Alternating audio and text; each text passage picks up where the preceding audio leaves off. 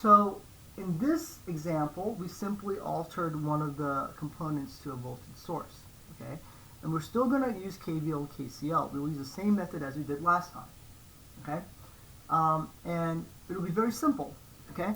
So here, one of the things you want to do is assume a current source. Now, we have no idea which way the current's going to go, because if this is greater, then this will dominate. If this is less, then this will, we don't know, right? We have no idea. But we're just going to assume. Now, these are where you make your assumptions. You just assume this way, and that is I1, okay? And then you just go here and, you know, use nice stencils, obviously, and make your work neat, okay? And you say I2, just like that. And you have I1 and I2, okay? How does this work? Okay. The second thing you want to do is you want to label your node. So your node A. And I1 is going to simply come in here. I2 is simply going to leave that node. Okay. So we're just going to assume I3 is going down. Now I3 could go up. Okay. It could go up. We don't know. If it goes up, and if we write it up and we get a negative answer, we simply say we flip the direction. That's it. It's no big deal. But we're just going to assume it goes down, just for standard purposes, right? And now what we do, we simply observe the voltage drops. So we have our R's. So V equals IR. When we write the reference V equals IR, that means every resistor component has a current and a voltage. So this resistor component has an I1 current component, and it's going to have a voltage component. This resistor will have a current component and a voltage component. This resistor will have a current and a voltage component. So all three components are going to be in. What you have to do is you simply have to just make a drop. So if my current is going this way, my voltage is going to go from high, which is positive, to low. And we'll just label that V1. That corresponds with I1. Here, we're going to label this plus V2. Now I'm going to run out of space. I'm going to alter this just a little bit. I'm running out of space here. Okay. Plus V2. And then you're going to make a drop of V3 here. Okay? So, and the drop is because of I3 in this direction. Okay? So your drop is based on the direction of your current. Okay? So now step one was we have loop 1, loop 2, node A. We've established everything. Right? Once you establish this, you simply start your analysis. You type in loop 1, and we will use KVL. And you put in some of the volts going around the loop in a clockwise direction is positive, and it's going to yield. And we will obviously write second sign. We're going to use the second sign component. Okay? In the second sign component, as the current travels, we simply circle the second sign. The voltage loop, second sign, as I go this way. And so I type it in, I write it in, F plus Vs1 minus V1 minus V3 is equal to 0. Then what I'm going to write is I'm going to say, okay, look, V has an IR component. So Vs1 minus IR1, I1 R1. V3 has I3 R3. And that equals 0. Then you just simply plug in the values, right?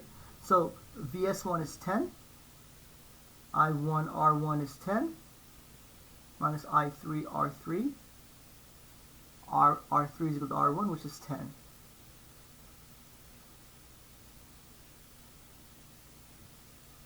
Minus I1 times 10 minus I3 times 10 is equal to 10 minus 10. Did you bring the 10 to the side? Then simply it's just algebra. 10I1 plus 10I3 is equal to 10. Now, if you want to reduce this, go right ahead. There's no reason to. You'll just leave this alone. And that's equation 1. Okay? You will do the same thing for loop 2. Again, pause the video as I scroll up and down. If you're confused, pause and rewind the video and look for the explanations, right? So here I write loop 2, KVL, second sign. Okay? Now I write sum of the loop volts around the loop equals 0, which implies,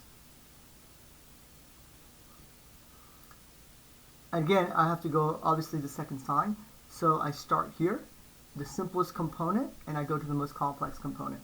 Now, if you want to start complicated, it's your call, okay? But, you know, everyone's different, but I start with the simplest to the hardest. So as I goes around, I take the second sign, my voltage drop is minus, minus, I come around, minus. Minus V2, minus VS2, plus V3 equals 0.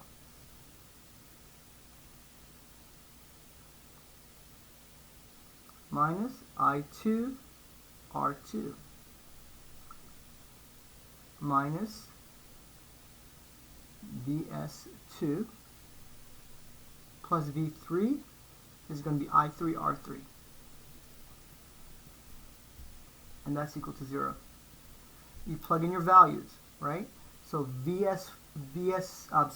R2 is 5. So type in minus I2 times 5. VS2 is 5. R3 is equal to R1, which is 10. Okay? Yeah. So now I have an equation. I have minus 5I2 plus 10I3 is equal to 5.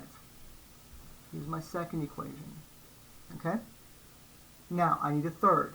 Okay? Because I have 3 variables. I have I1, I2, I3. The whole concept is to calculate the current. Without the current, you can't really get anything.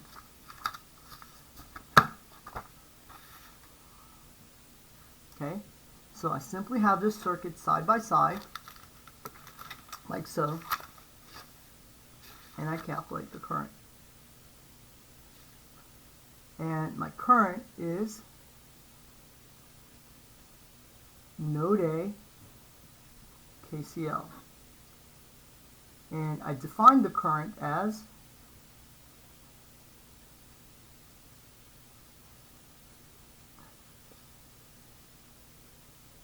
some of the currents coming into the node is positive.